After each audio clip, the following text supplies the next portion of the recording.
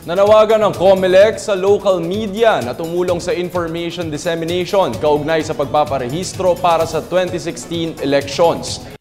Ulat ihatid sa atin ang aming kasamang si Haji Caaminio live via phone patch. Haji, magandang hapon sa iyo.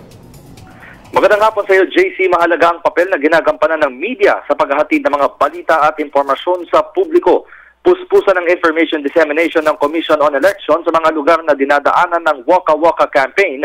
Kaya naman nananawagan ngayon sa local media sa mga lalawigan si COMELEC spokesman Director James Jimenez na makiisa at tumulong na rin sa pagpapakalat ng impormasyon hinggil sa kahalagahan ng pagpapabiometrics at pagpaparehistro para sa 2016 presidential elections. Sa pagpapatuloy ng Waka Waka campaign sa Season Pangasinan, sinabi ni Jimenez na balak ng grupo na dumaan sa mga radio at TV stations sa mga bayang pupuntahan sa lalawigan habang papalapit sa Maynila. Ito'y upang mas maipaabot sa publiko ang mensaheng nais iparating ng COMELEC.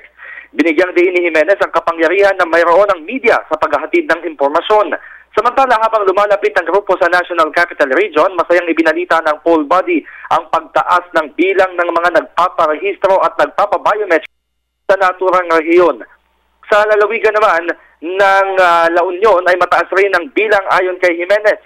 Sa kabila nito, pinaalalahanan pa rin niya ang election officers na panatilihin o i-maintain ang pagtaas na ito hanggang sa maabot ang target na zero no biometrics at ang 9.6 million registered voters na may biometrics pagdating ng deadline sa Oktubre sa taong 2015.